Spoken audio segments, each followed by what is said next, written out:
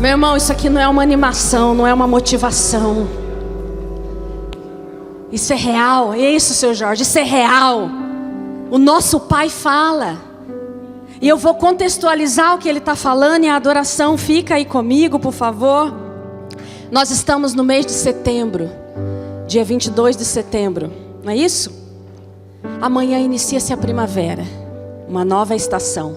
O mês de setembro foi um mês extremamente profético, em que no primeiro dia dele nós estávamos aqui, e o Senhor nos disse que separava esse mês em 3 dezenas. Quantos se lembram? Quantos têm estado atento? Meu irmão, diga comigo, Deus fala. Olha para quem está do lado e fala assim, Deus fala. Agora pergunta, você ouve? Meu irmão, Deus fala. Mas você tem ouvido? Quem tem ouvido, ouça. Sim? Deus fala 3 dezenas. Os primeiros 10 dias. E nesse primeiro dia do mês, o Senhor liberou para as nossas vidas. Ele nos deu o quê? Sementes. Você que estava aqui, quantos levaram as sementes de girassol? Quantos plantaram essas sementes? Quantos têm visto dia a dia a semente brotar? A planta nascer? Quantos foram sustentados olhando para essas sementes como eu, em que acordavam no dia de desafio e olhavam, aqui a minha semente brotou, ela está nascendo, ela vai apontar para o sol da justiça. Quantos foram? Quantos dias nesses dias eu levantei e olhei aquelas plantinhas brotando, e o Senhor ministrou a minha vida. Ato profético. Não há nada de místico na semente, mas é o Senhor apontando para um tempo profético. Assim como a semente que eu dei germina, nada do que eu depositei na vida de vocês será impedido de brotar. Nada impedirá que se nasça aquilo que Deus depositou sobre nós. É isso que essa semente declara. Olha que lindo esse Deus, porque eu e você não sabíamos o tempo que viria, mas Ele sabe. Então Ele falou assim, meus filhos, vem aí 3 dezenas de dias, mas eu já dou as sementes no primeiro dia. Eu já dou a semente. E aí sabe o que é tremendo? Quando Ele dá a semente, Ele fala assim, os primeiros 10 dias, do dia 1 de setembro ao dia 10, um tempo de espantar as aves. As aves de rapina, os abutres, que vinham tomar as sementes. Os abutres que vinham roubar as sementes. As sementes de girassol que apontam para o sol da justiça. Você sabe disso? Que o girassol ele se move de acordo com a luz do sol? Quem é o sol na tua vida? Quem é o sol na sua vida? Isso é uma pergunta para você responder para você mesmo. É Deus ou é a situação que faz com que você chegue diante dele? Nunca me abandonou. Deus é o sol da minha justiça, mas eu olho para a circunstância? Quando eu olho para o sol da justiça, eu levanto e digo que Ele nunca me abandonou, porque Ele é o meu sol. Jesus é o sol da justiça, mas você precisa permitir que Ele ilumine a sua vida. E por isso que quando eu vinha e meu carro morria, tinha sempre uma árvore amarela e frondosa na minha vista. Eu sou o sol da justiça. Precisa entender como Deus fala, mas será que nós temos ouvido? E aí esses 10 dias de espantar as aves de rapina, Deus nos mandou plantar e proteger as sementes. Sabe, os abutres eles vêm pelo cheiro de morte. Abutre não vem na limpeza, abutre não vem em vida. O animal vivo não atrai o abutre. O que atrai o abutre? O animal morto, apodrecido. E Deus nos falou de um tempo de limpeza. Não só de espantar, porque eu posso espantar as aves de rapina, os abutres, mas se há cheiro de morte, elas sobrevoam e voltam.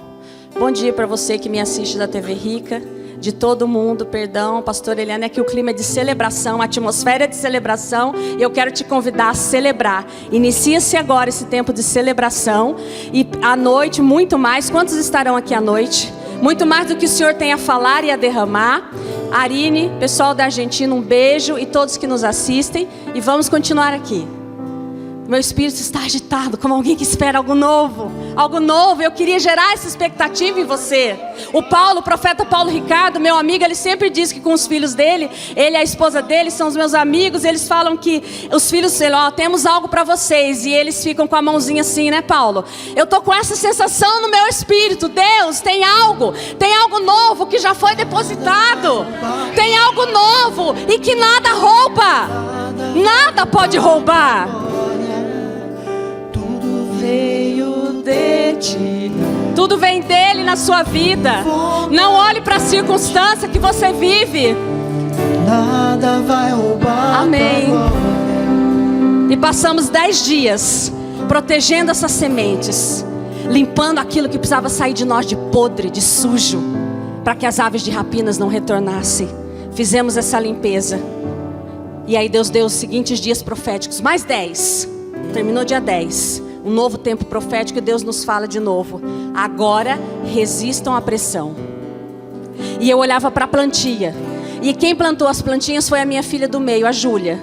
E aí num determinado momento lá, ela nos afazeres não conseguiu regar. A pressão para a planta crescer é a falta de água, é a falta de luz adequada. Se a planta está debaixo dessa pressão, ela não cresce. E o Senhor disse, tempo de resistir à pressão. E as pressões vieram. Quantos tiveram as pressões na sua vida? Mas o Senhor já nos disse antes, resista. O tempo estava seco, não tinha chuva. Até ontem. Perceberam-se disso? Ontem choveu. E esses dias foram dias de resistir à pressão. Qual é a pressão que você teve que resistir nesses dias? Quais as situações de pressão que vieram à sua vida? Mas aí, nós chegamos no dia 20. Sexta-feira. E nós viramos mais um tempo profético.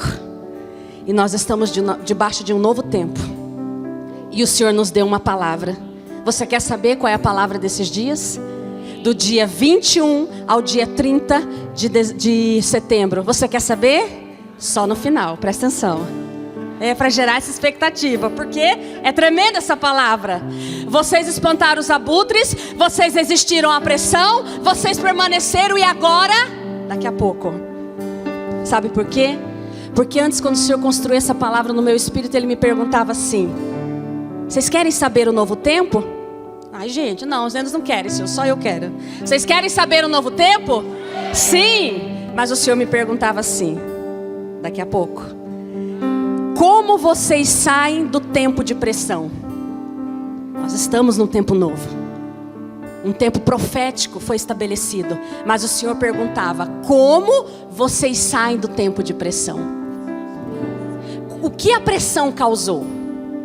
O que ela gerou em você? E o Senhor quer alinhar nessa manhã algo nas nossas vidas a respeito disso.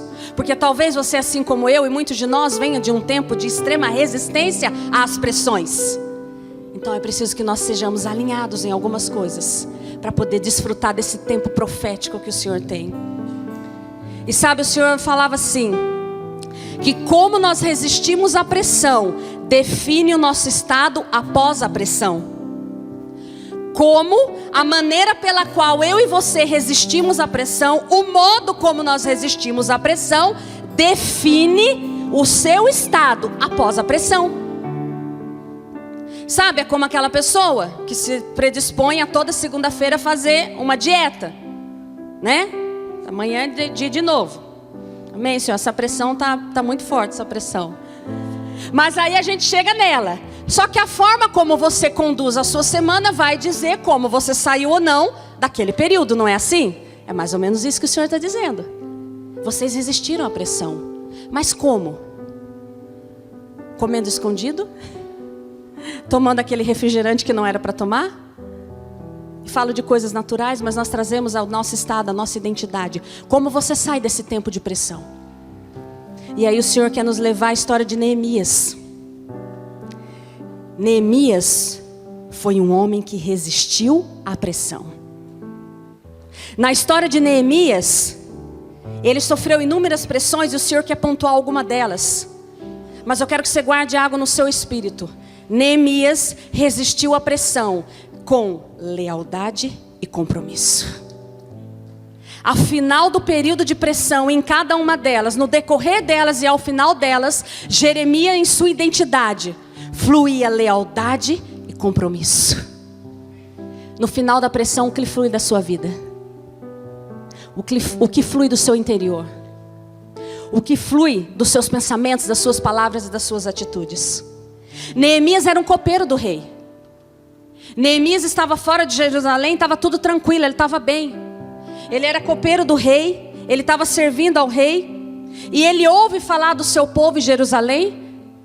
Jerusalém, a terra prometida. O povo tinha sido exilado, levado, e tinham sobrado alguns ali. E o que sobrou estava com os muros derrubados. Estava tudo destruído, Jerusalém. Os muros estavam caídos, derrubados. E as poucas pessoas que ali ficaram. E Neemias estava com a vidinha dele, mas ele ouve essas notícias. E ele fica inconformado.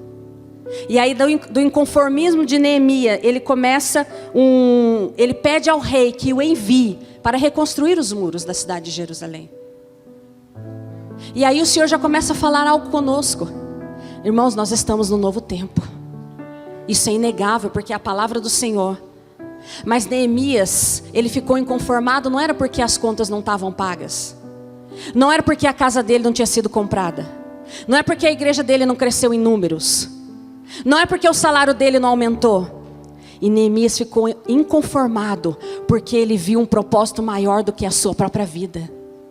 Ele ficou inconformado quando ouviu que a terra dos pais, da parentela, a terra que o Senhor tinha prometido, estava com os seus muros expostos. Isso gerou um inconformismo nele, a ponto dele sair daquela posição de conforto e destaque e falar assim: eu preciso ir. O Senhor hoje nos envia para um novo tempo profético. Mas você vai com qual inconformismo? Qual é o que você busca? O que você vai querer manifestar? O que as suas sementes vão gerar? Neemias foi por uma causa maior do que ele. Neemias foi por algo geracional. E nós vamos ver aqui. E aí Neemias começa a reconstrução. Todos conhecem. Se você não conhece, depois leia lá no livro de Neemias. Ali no capítulo 6, é onde nós vamos ler por aqui. Mas você pode ler antes. E Neemias começa a reconstrução dos muros. Ele vai àquela cidade, ele deixa o conforto dele e ele começa a reconstruir os muros. E aí vem os inimigos que ouvem o que ele está fazendo. Sanbalate, seu inimigo e outros. E aí começa a pressão. E o Senhor me falava dessa primeira pressão, porque nós viemos de um tempo de pressão. A primeira pressão está lá mais ou menos, vou ler só, se você quiser abrir a sua Bíblia em Neemias, capítulo 6. Só para a gente transitar em alguns versículos. Mas eu vou ler só o 2 para você, que diz assim: Sanbalate e Gesem mandaram dizer-me: vem, encontremo-nos nas aldeias, no vale do Ono. Porém, intentavam fazer-me mal. Então, o Sanbalate, que era o inimigo, e esse Gesem, chamavam Neemias, porque ele estava reconstruindo os muros. E aqui o Senhor me fala de uma primeira pressão, e de como nós passamos por essa pressão. Essa primeira pressão dizia assim: vem ter comigo. Sanbalate dizia para Neemias. Imagina Neemias que chega, imagina aquele povo frustrado, abatido, com os muros derrubados. E vem Neemias, o copeiro do rei, e fala: não, eu vou com vocês reconstruir esses muros. E começa a liderar, e começa aquela reconstrução. Porque naquele tempo as cidades precisavam ser protegidas por muros. Um tempo de guerra, um povo querendo tomar o outro. Então as cidades precisavam desses muros. Era vital esses muros. Hoje nós não precisamos de muros, porque aquele que é a vida habita em nós. Ele é o nosso muro, a nossa fortaleza, o nosso socorro, a nossa rocha. Mas esse era o cenário lá. Então imagina que importância para esse povo, Neemias reconstruindo. E aí vem a voz de Sanbalate: ei, vem para cá, vem aqui, eu quero falar com você. Diz os historiadores que o local que ele propunha a Neemias de se encontrar era 32 quilômetros afastado de Jerusalém. Ou seja, sabe o que ele queria fazer? Tirar Neemias do foco, do propósito. Olha ao redor, olha as circunstâncias. Vem para cá, tira os olhos da onde você está reconstruindo. Tira os olhos do que você está fazendo. Tira os olhos dessa reconstrução. Vem aqui conversar comigo. Eu vou traduzir para as nossas vidas. No dia da pressão, no dia das pressões, existe uma voz que vem o quê? A pressão vem para nos roubar a visão. Então você está num tempo de resistência. E aí você pode olhar a área que for da sua vida, cada um de nós sabe. Na financeira, no casamento, no seu próprio interior e reconstrução da identidade. E você está resistindo e tem uma voz que fala: olha as circunstâncias. Olha que não mudou nada, olha essa situação. Olha, você está vendo seu casamento, está vendo seu esposo, está vendo seu marido, você está vendo seus filhos. Você está vendo a sua situação financeira? Olha, você está vendo esse quadro? Olha, vem para cá, olha. A pressão vem querer a primeira coisa, nos distrair, roubar a nossa visão. Quantos estiveram aqui nos dias do congresso dos jovens, tomados pela visão? E aí vem a primeira frase, a primeira forma que o Senhor nos orienta a resistir à pressão. Se você saiu desse tempo de pressão e você não foi tomado pela visão, você vai ser roubado. Porque Neemias, ele foi tomado pela visão daquilo que estava no coração dele fazer. Ele foi tomado por reconstruir aqueles muros. Eu e você precisamos ser tomados pela visão da manifestação do Cristo, a ponto de não olhar nem para a direita nem para a esquerda, nem se o seu carro para, nem se a conta está negativa, nem se a conta está para pagar. Você tem uma visão e você foi tomado por ela, a ponto de só enxergar essa visão. Você tem que sair do tempo de pressão, tomado pela visão, porque afinal de contas, você resistiu a tudo que tentou te distrair e te roubar. Assim foi com Neemias, e assim está sobre as nossas vidas. Quando você é tomado pela visão, você resiste à pressão com fidelidade e compromisso. Ah não, hoje eu não vou, eu estou triste. Ah, hoje eu estou tão cansado. Ah, hoje eu não vou nem no discipulado. Ah, no culto não dá, eu preciso descansar. Sabe onde você descansa? Adorando ao Senhor, porque você foi tomado pela visão. Você descansa nele, você se renova nele, você fica em paz nele. É o contrário, é assim que você resiste, porque você foi consumido pela vida dele em você.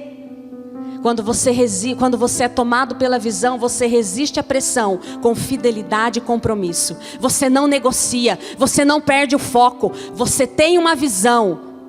Você tem a visão de reino, de restauração do seu casamento, dos filhos, daquilo que o Senhor te chamou a fazer. Mas estou na faculdade, mas está difícil. Eu particularmente, eu faço um MBA, e um MBA na USP, dificílimo. Para mim é difícil. Irmão, se eu não tenho foco na visão, eu falo, Senhor, o que eu estou fazendo aqui? Não sei, o Senhor sabe. Eu tenho uma visão, eu vou para lá. E é Ele que nos sustenta. É Ele que nos impulsiona. Quando você se sente incapaz, como muitas vezes eu me sinto lá. Quando você sente que não vai conseguir, e você pergunta, Senhor, e Ele fala, mantenha o foco. Só que eu tenho sido consumida por essa visão. Sabe por que nós nos distraímos com a circunstância? Porque a visão não nos consumiu, não fomos tomados por ela. Então qualquer vento, e não falo de qualquer, menosprezando as situações de vida, não. Mas diante do Senhor e da grandeza dEle, a situação mais difícil que eu e você vivamos, se torna qualquer vento. Porque Ele é o eu sou. Então diga comigo, eu resisto à pressão. Tomado pela visão. Quando você é tomado pela visão, você não perde o foco com conversinhas paralelas. Você não se senta na roda dos escarnecedores. Você não se senta para ouvir aquele irmão que ainda não se aliou com a visão. Você não tem tempo. Você está tomado pela visão. Você só vê isso, você só ouve isso e você só pensa nisso. Ah, mas você viu esse pessoal aí, esse ministério, esse apóstolo L? Eu estou tomado pela uma visão. Eu estou numa grande obra, eu não posso parar. Eu estou numa grande obra, eu não posso parar para te escutar, irmão. Sai desse mimimi, sai dessa alma. Eu estou numa grande obra e não posso parar. Foi assim que Neemias reagiu. Ele respondeu isso. Eu estou numa grande obra, eu não posso parar. Você vem a pé. Eu já estava ali preparada. E as duas comigo, né? A minha filha de 12 e a de 7. Falei, meu Deus, se esse carro não liga, nós vamos a pé. Nós vamos ter que ir a pé. Nós vamos ter que dar um jeito. Literalmente eu não posso parar. Eu estou numa grande obra. Você está numa grande obra pela sua vida, pela sua casa, pela sua família, por essa cidade, por essa nação e por essa terra. Você não pode parar. Você foi comissionado. E talvez você se sinta incapaz, como muitas vezes eu me sinto naquele MBA. E ele diz, eu te comissionei, você está numa grande obra, eu te capacito, eu te envio, eu te formo. É Ele, irmãos, é Ele. E aí você tem essa convicção, eu não posso parar. Não se distraia com as vozes. Não saia do tempo de pressão dando margem ao ouvido a essas vozes, dando margem a ouvidos que não estão discernindo o cenário profético que o Senhor tem. Foi como eu iniciei o culto falando, Deus fala, mas a quem você tem ouvido? E às vezes você vai ter que se desligar e parar de ouvir até mesmo aqueles que estão à sua volta, até mesmo aqueles mais próximos, até a família. Nossa, pastor, agora eu vou ficar, não estou ouvindo. Não é isso. Mas é ter o discernimento espiritual do que você está ouvindo e do que você está absorvendo. Do que você está permitindo descer ao teu coração. Daquilo que você tem tido convicção. Se você sofreu pressão dentro da sua casa, eu quero te dizer, esse tempo de pressão acabou e você resistiu. E você continua nessa grande obra. Você não pode parar. Discirna as vozes.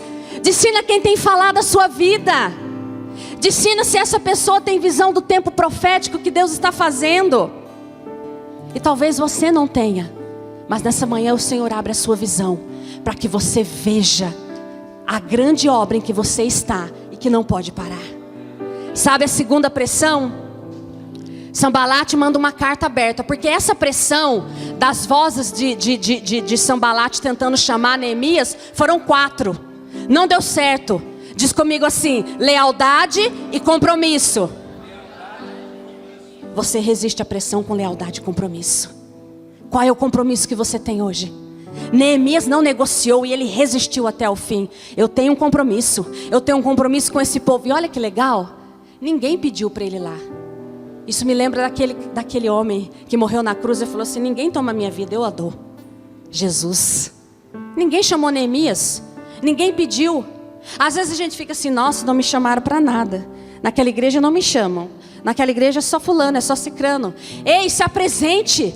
Envie, vá, busque. Eis-me aqui, eu estou aqui. Ninguém toma minha vida, eu a dou para servir, eu a dou pelo propósito. Neemias foi esse cara. Ele se apresentou. E sabe o que é tremendo? Ele poderia dizer: nossa, eu nem me apresentei, eu nem queria estar aqui. Eu vim, eu até quis, mas agora não quero mais. E ainda recebo essas ameaças. Não.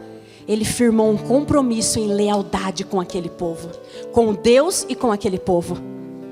Nós temos que sair da pressão com a convicção dessa lealdade, desse compromisso. E aí, Sanbalate não deu certo. Mandou uma quinta ameaça e um novo tipo de pressão. Ele mudou a estratégia. Vai percebendo aí na tua vida. A segunda pressão que ele fez, ele manda uma carta aberta. Falsas acusações para se rebelar contra o rei dos persas. Ele começa numa carta aberta. Então antes ele manda só as mensagens a Neemias. Agora ele manda uma carta aberta. Sabe o que é uma carta aberta? Para todo mundo ver. Então talvez tinha algumas ameaças na sua vida e você resistindo à pressão. E de repente o negócio, nossa, tomou uma proporção. As pessoas já estão te julgando, estão até falando. Aquilo que era pequeno cresceu, aquilo aumentou, aquilo ganhou evidência. Uma carta aberta. Olha aqui, com Neemias foi assim. Então Sanbalate, está lá no 6:3, 6:5. Então Sanbalate me enviou pela 5ª vez o seu moço, o qual trazia na mão uma carta aberta. E essa carta, ela acusava Neemias de querer rebelar-se contra o rei. Porque o povo estava sujeito ao rei da Pérsia. E ele falava que Neemias estava querendo se tornar rei. Olha o Sanbalate. Inverdades, mentiras. Falou assim: olha, eu ouço dizer que você está querendo ser rei, por isso que você está reconstruindo os muros. O que você está achando agora? Agora você é crente? Agora você é o santinho? Agora você é a que faz corte? Agora você é essa? Agora você é esse? Agora você é de Deus? Eu conheço lá o passado. Está entendendo Sanbalate mandando um recado? Agora você acha que vai sair dessa depois de tudo que você fez? Está entendendo a carta aberta? A carta aberta falando em verdades. Qual é o som que você tem ouvido? O Senhor nos diz que nós estamos numa nova estação, em um novo tempo. E você está pela pressão ouvindo a quem? E aí sabe o que Neemias diz? Tudo isso é mentira. Tudo isso é mentira.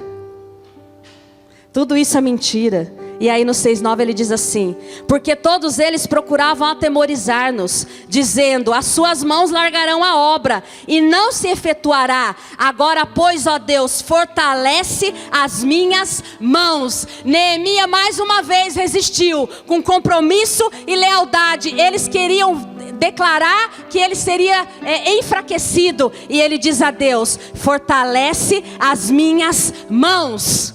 Você e eu temos que sair dessa pressão com as mãos fortalecidas. Fomos tomados pela visão, nossas mãos foram fortalecidas. Ei, naquilo que você resistiu, você não se tornou mais fraco, porém mais forte. Você resistiu, você foi fortalecido. Olhe como o Senhor te olha. Simples, eu cheguei aqui, foi fortalecida, venci o carro, me tornei mais forte. Algo simples, mas traga para a sua vida. Às vezes você está olhando como derrota e o Senhor te diz: eu fortaleci as suas mãos e te tornei mais forte. Amém? E aí vem um terceiro tipo de pressão. Meu Deus, o tempo é uma pressão.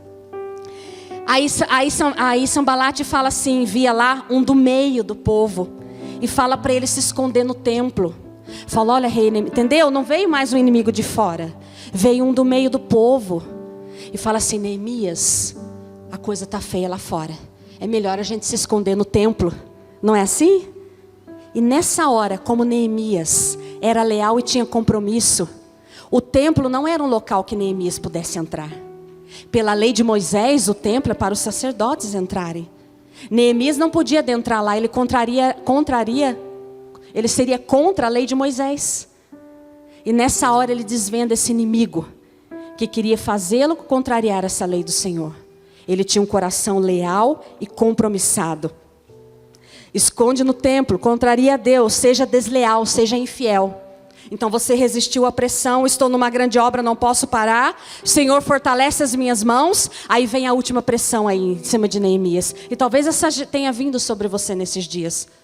Por que você está fazendo isso? Contraria isso. Primeiro desdenhou daquilo que você estava fazendo, pôs em xeque. Agora vem com uma ordem clara: para com isso. Isso não vai dar em nada. Muda, desiste, larga, solta, revida, rebate.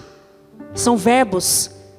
Já ouviram os verbos? Eu sou professora, viu, gente? Por isso que sempre tem uma pegadinha assim. Os verbos indicam ação. Você já ouviu uma voz de comando e ação? Faz, responde, grita, defende-se, defenda-se. Operam, mandam você praticar alguma coisa. Seja infiel, não tenha compromisso. Essa foi a última cartada de Sanbalate. E mais uma vez ele foi descoberto. E mais uma vez Neemias resistiu. E Neemias diz assim: então percebi que não era Deus quem o enviara. Tal profecia falou ele contra mim, porque Tobias e Sanbalate o subornaram. Por isto o subornaram, para me atemorizar, e para que eu assim viesse a proceder e a pecar, para que tivessem motivo de me infamar e me vituperarem. Lembra-te, meu Deus, de Tobias e Sanbalate no tocante a essas obras, e também da profetisa. E ele fala da profetisa que profetizou de forma equivocada. E ele se manteve leal e compromissado. Não foi infiel, descortinou aquilo que estava sendo armado. Nesse tempo de fim de pressão, nesse tempo em que você veio de pressão, o Senhor te pergunta: você identificou as vozes que te conduziam à infidelidade? Você identificou a infidelidade do seu coração? Porque você precisa deixar essas coisas, irmãos, porque tem um novo tempo profético vindo à sua vida. Tem uma nova estação vindo à sua vida. E aí sabe o que acontece lá no 6:15, diz assim: acabou-se, pois, o muro aos 25 dias do mês de Elu, em 52 dias. Neemias persistiu e os muros foram reconstruídos. E sabe o que é interessante essa data? Está dizendo que é assim, do dia 19 ao 21 de setembro. Os historiadores dizem que a reconstrução do muro, nesse período descrito, 25 dias do mês de Elu, correspondem ao dia 19 ou 21, até 21 de setembro. Ou seja, os muros foram reconstruídos até o dia 21 de setembro. Uma nova estação, um novo tempo. Ah, que coincidência. Não, irmão, é Deus falando. Sabe quantos dias faltam hoje? Para encerrar a década de excelência, 100 dias, 10 vezes 10. Hoje faltam exatos 100 dias para nós virarmos uma década. 10 vezes 10 é 100. Deus está falando conosco, um tempo profético. E aí sabe, agora vocês querem saber o que o Senhor fala nos próximos 10 dias? Ele diz assim: quando resistimos à pressão em lealdade e compromisso, a manifestação de Cristo em nós é visível. Começou uma restauração em Jerusalém. Os muros foram reconstruídos. A cidade começou a ser repovoada, foi reedificada a adoração e o templo. Trouxe vida a Jerusalém, a cidade que estava desolada, a cidade que estava derribada, os muros derribados, começou a trazer vida. Onde havia destruição e sequidão, a liberação de vida. E agora guarde essa, escute atento. Nos próximos 10 dias o Senhor nos diz: é tempo de liberação. Amém. É tempo da minha liberação. O Senhor nos diz: é tempo de liberação. Você sabe o que é liberar? Ele disse assim: vocês resistiram à pressão de muitos anos. E falo da casa Sonho de Deus. O apóstolo já foi. Já foi viajar. Não negociaram, resistiram à infidelidade. Por que eu digo apóstolo L? Porque é o pai dessa casa, foi a quem Deus deu a visão. E Deus me dizia assim acerca dele: muito bem, servo bom e fiel. Foste fiel no pouco, no muito te colocarei. Você é filho dessa casa? Isso está sobre a sua vida. É um tempo de liberação. É um tempo de tudo que estava retido. E aí nós precisamos entender o tempo profético. Nós estamos no final de 10 anos da década de excelência. Há uma década a se virar. Nós estamos a exatos 100 dias da próxima década, 10 vezes 10. E nós estamos num ano de trazer a existência. E nós estamos em 10 dias de liberação. Eu não sei se você toma posse disso, mas eu tomo sobre a minha vida. 10 dias de liberação sobre a sua vida. O que estava retido, o que estava parado, o que estava enterrado, o que estava seco. Vai lá comigo em Isaías 35. E o Senhor me levava a esse texto. Isaías 35, 1. Aleluia. Isaías 35, 1 diz assim: o deserto e a terra se alegrarão. O deserto. O que nasce no deserto? Nada. Fala comigo, irmão, me ajuda. O que nasce no deserto? Nada. Deserto não tem nada, tem areia, não é? Aí fala assim, o deserto e a terra se alegrarão, o ermo exultará e florescerá como narciso. Diga comigo: florescerá. Florescerá abundantemente, jubilará de alegria e exultará. Deu-se-lhes a glória do Líbano, o esplendor do Carmelo e de Saron, e eles verão a glória do Senhor, o esplendor do nosso Deus.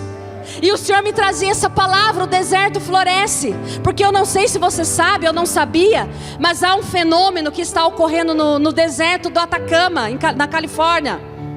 Um fenômeno que se chama Super Bloom. É uma super primavera no deserto, que nos últimos 10 anos ela não tinha ocorrido. Aí ela ocorreu de coincidência, viu? Ela ocorreu em 2017. Qual é o ano que está acontecendo de novo? Qual é o ano? 2019. Em 2019 o deserto da Califórnia vive um fenômeno que se chama Super Bloom. O deserto se torna florido de forma abundante. Nos últimos 10 anos só ocorreu 2 vezes. E uma delas é em 2019. Sabe quando ocorre esse fenômeno? Quando chove muito, a umidade acaba acordando as sementes que estavam adormecidas no deserto. E o resultado é uma paisagem extremamente florida. E as montanhas secas e desérticas ganham cor e vida. Quem aqui tinha semente escondida? Quem aqui olhava e via uma terra seca? O Senhor está dizendo: é tempo de liberar vida. É vida sobre cada semente. A primavera, irmãos, é o tempo de multiplicação, é a polinização. O vento, as aves, as abelhas, elas espalham o pólen de uma flor. Sabe aquele pozinho da flor? É a semente de vida da flor. O pólen é a semente de vida das plantas. Na primavera, as sementes de vida são transferidas. E essa frase do apóstolo L disse assim: na primavera, as nossas sementes são transferidas. Na primavera, ocorre a transferência para o natural de tudo que já foi gerado no espiritual. Na primavera, os nossos olhos veem ganhar vida, tudo que já estava sendo depositado em nós. Na primavera, cada semente que você e eu semeamos, os olhos veem, elas geram vida, elas crescem diante de nós. Você precisa crer nisso. Como as flores adormecidas no deserto, o Senhor dizia: não está morto, apenas dorme. E chegou o tempo da liberação. Liberar é tornar disponível. Chegou o tempo de lançar aquilo que em nós foi depositado. Cessou o tempo da pressão. Mas como vocês saem da pressão? E para encerrar, o Senhor dizia assim: vocês conhecem a história da fornalha? Lembra de Sadraque, Mesaque e Abidnego? A fornalha aquecida 7 vezes. Lembra disso? Quem é que teve, Irene, a fornalha aquecida? Eu tive a fornalha aquecida. Muitos de nós tivemos. Mas na fornalha tinha quem?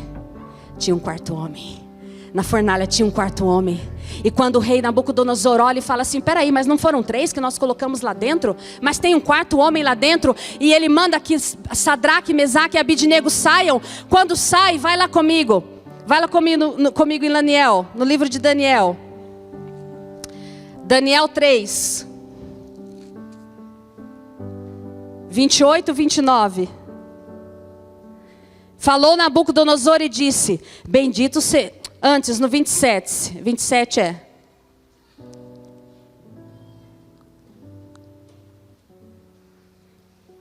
Não, no 28 mesmo. No 28, Nabucodonosor diz assim: bendito seja o Deus de Sadraque, Mesaque e Abidnego, que enviou o seu anjo e livrou os seus servos, que confiaram nele, pois não quiseram cumprir a palavra do rei, preferindo entregar o seu corpo, serviram e o adoraram, e adoraram a qualquer outro Deus, senão a Deus. Portanto, faça um decreto pelo qual todo o povo, nação e língua que disser blasfêmia contra o Deus de Sadraque, Mesaque e Abidnego seja despedaçado e as suas casas sejam feitas em monturo, porque não há outro Deus que possa livrar como ele. Então o rei fez prosperar Sadraque, Mesaque e Abidnego na província da Babilônia. E sabe o que o Senhor me falava? Quando esses homens saíram da fornalha, está descrito na palavra, não havia sobre eles nem cheiro de fumaça. Nem cheiro de fumaça. Não era sensível o cheiro de fumaça sobre a vida deles. Aquilo que você foi pressionado, aquilo que nós resistimos, aquilo que nós vencemos, o Senhor diz: vocês vão para um tempo novo, mas vão com nem cheiro de fumaça, sem cheiro de pressão, sem angústia, sem tristeza, sem desespero. Vocês vão liberados pelo Senhor. Coloque-se de pé. Nem cheiro de fumaça daquilo que se passou, nem cheiro de fumaça daquilo que vencemos, nem cheiro de fumaça das palavras, da opressão, nem cheiro de fumaça. E aí sabe o que Nabucodonosor faz? Ele decreta. E o Senhor nos diz que é para decretarmos. É para decretarmos vida e prosperidade. A primavera chegou. A primavera chegou. Você tem sonhos? Os sonhos estavam enterrados? Pois bem, servo bom e fiel, a primavera chegou. E o que estava deserto floresce. Você tem o sonho de restauração no seu casamento? A primavera chegou. E agora é tempo de receber. E agora é tempo de liberar. Decrete comigo nessa manhã. Eu queria que alguns ministros viessem. Nós queremos decretar sobre essas sementes. Nós queremos decretar esse tempo de liberação sobre a sua vida, sobre a sua casa, sobre essa cidade, sobre essa nação. Libere decretos, diz o Senhor. Libere decretos que transfiram a vida que foi formada em vocês, a vida que já está em nós. Amém?